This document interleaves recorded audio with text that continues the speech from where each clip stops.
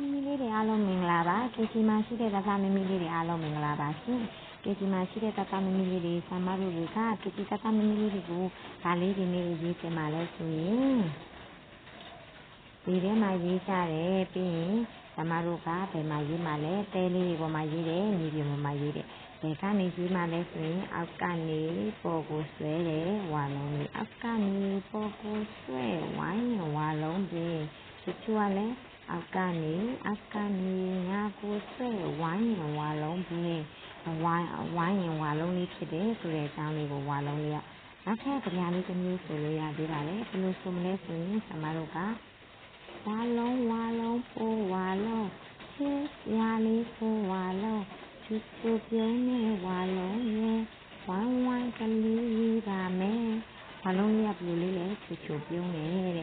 ချစ်ပြုံးနဲ့ဝါလုံးလေးနော်ဝါလုံးပိုးဝါလုံးချစ်ရလေးပိုးဝါလုံး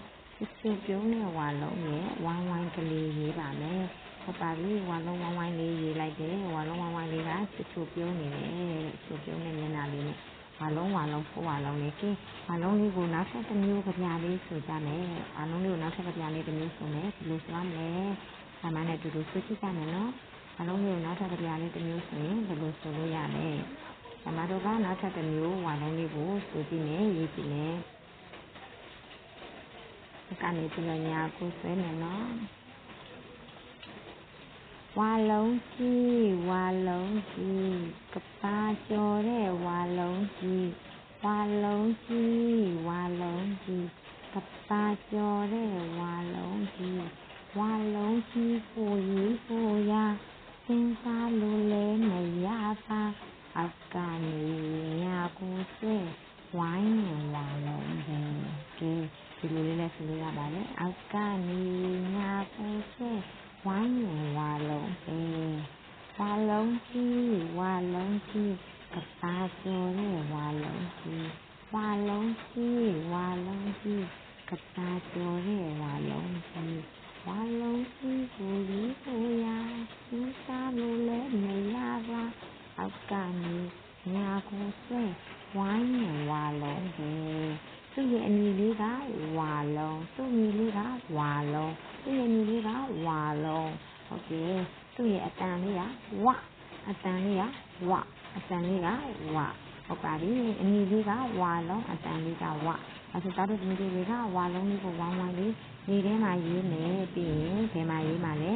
တဲပေါ်မှာရေးမယ်ပြီးကြရင်ဘယ်မှာရေးမှာလဲဒါမျိုးဒီချစ်ချင်းလေးတွေမျိုးစုံနဲ့ပေါ့နော်ဒီထဲမှာရေးမယ်ငယ်ချင်းတွေတယောက်နဲ့တယောက်ရဲ့ကြောပြင်ပေါ်မှာရေးမယ်ပြီးရင်တဲပေါ်မှာရေးမယ်နောက်ဆုံးမှာတော့ဆရာမတို့ကပုံဆွဲစာအုပ်လို့ခေါ်တဲ့ဒီလိုစာအုပ်ပြောင်လေးထဲမှာဝါလုံးလေးတွေမျိုးစုံရေးမယ်ဒီလိုမျိုးစုံလေးတွေရေးပြီးဆိုရင်တော့ဆရာမတို့ကရေးဆောင်စာအုပ်လို့ခေါ်တဲ့အပြာမြင်လိုင်းလေးက2လားပြီးရင်ဗာမြင်လိုင်းလေးလည်းအနီမြင်လိုင်းလေးက2လိုင်းရှိတဲ့ဒီလေးဆောင်လေးထဲမှာတော့ဒါတို့မျိုးတွေကဘယ်လိုရေးရမှာလဲဆိုရင်အပြာမြင်လေးထဲမှာအောက်ကနေပေါ်ကိုဆွဲပြီးတော့ဝါလုံးကြီးကပါကျော်တဲ့ဝါလုံးကြီးကိုရေးဖို့ရစဉ်းစားလို့လည်းမရပါအောက်ကနေငါကိုဆွဲဝိုင်းဝါလုံးပဲဒီလိုလေးရေးပါလေ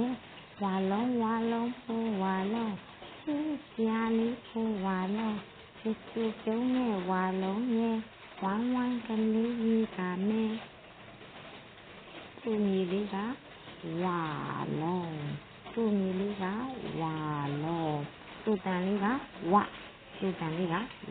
ဟုတ်ပါပြီဒါဆိုသားတို့ဒီနေ့စာမမျှဝေလိုက်တာလေးကတော့ဝါလုံးလေးဖြစ်ပြီးတော့ဝါလုံးရင်းလေးနဲ့ဝါလုံးရဲ့အမည်လေးရဲ့ဝါလုံးကိုအတန်လေးထွက်ရင်ဒီလိုဆက်လဲဝလို့အတန်ထွက်တယ်သူ့မြေလေးကဝါလုံးဆာမကိုပြီးရင်ပြန်ဆိုပြရမယ်နော်ဒီဝါလုံးလေးတွေလှလှလေးရေးတတ်ပြီဆိုဆာမကိုအင်စာလေးတွေပို့ပေးလို့ရတယ်ဒါတို့ဒီလိုတွေကဆာမသင်ကြားပေးတဲ့ဒီဝါလုံးလေးကိုသဘောကျတယ်ဒါတို့ဒီလိုတွေလည်းဒီချန်စာလေးလိုက်ပြီးရေးတတ်တယ်ရေးစမ်းမှာရေးတတ်ပြီဆိုရင်ဆာမကိုကွန်မန့်မှာဒါတို့ဒီလိုတွေကတိုက်နေတတ်တဲ့အကြောင်းလေးဝါလုံးလေးတွေကနေစပြီး